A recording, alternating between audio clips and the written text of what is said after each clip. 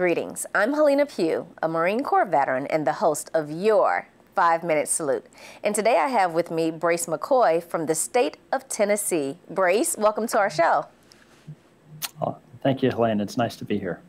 So Brace, tell me, how did you become a member of our nation's military?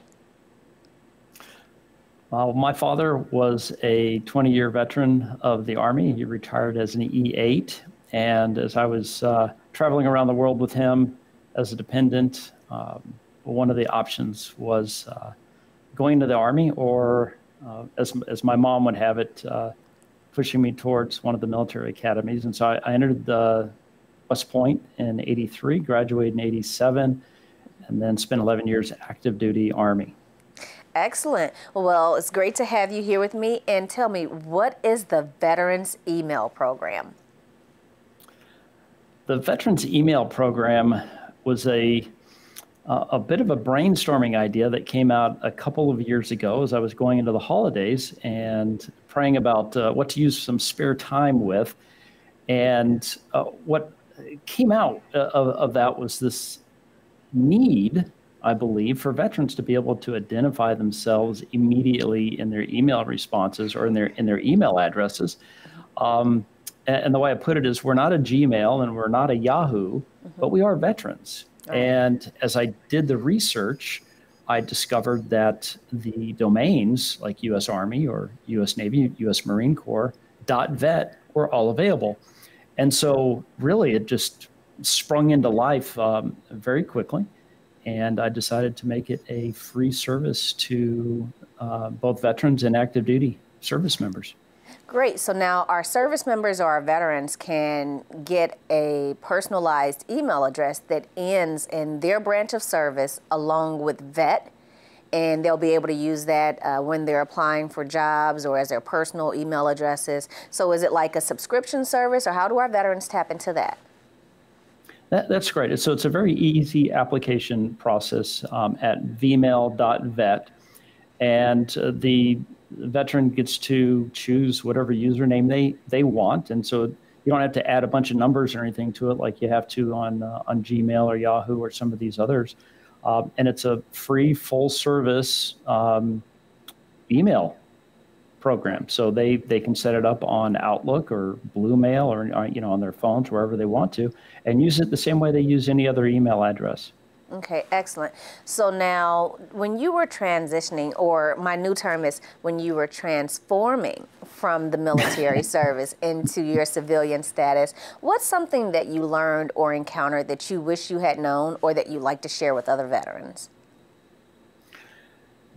The thing I wish I had known was, I think, the motivations and the expectations of a non-military workforce. Whereas in the military, we're all from the same training background. In the civilian world, you have people from different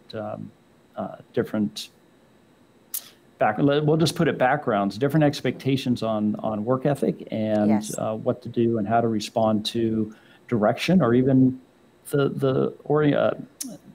the way instructions are given. You have to be very careful and just be cognizant that not everybody hears things in the civilian world the way we do in the military. Right. You know, that's a very important point. I always tell people listening is a skill, and not all of us have it. I think in the military, you train and you hone how to hear the important things so that you can get your mission completed or a task done. Whereas with civilians, you're right, they hear things very differently. They take a very different approach to completing a task than a military person would be. But even so, if you tell Army to secure a building, they're going to do one thing. If you tell the Air Force to secure a building, they're going to go out and take out a 20-year lease, right? At least that's the joke within the veteran community. So, we do hear some things a little differently. It just depends on the application. Brace, exactly right. I'm excited to share the information about the .vet email address possibility with our veteran community. So I know you mentioned the website, but we're going to make sure we put that in the notes on our video description. I do want to thank you so much for being here with us today, Brace. Thank you for allowing me the opportunity to interview you. Hellena, it's my pleasure. Thank you so much. Excellent. So now, America, to see this full video and other videos from our past guests, you're going to log onto our website at ZaharaVets.org or visit our YouTube channel to get the full description with the links to the organization and the company information that Brace has mentioned so that you can log out there and get your own .vet email address. I want to thank you guys so much. We ask you to pay it forward and render a salute of your own by liking, sharing, and subscribing to our channel. Have an awesome week.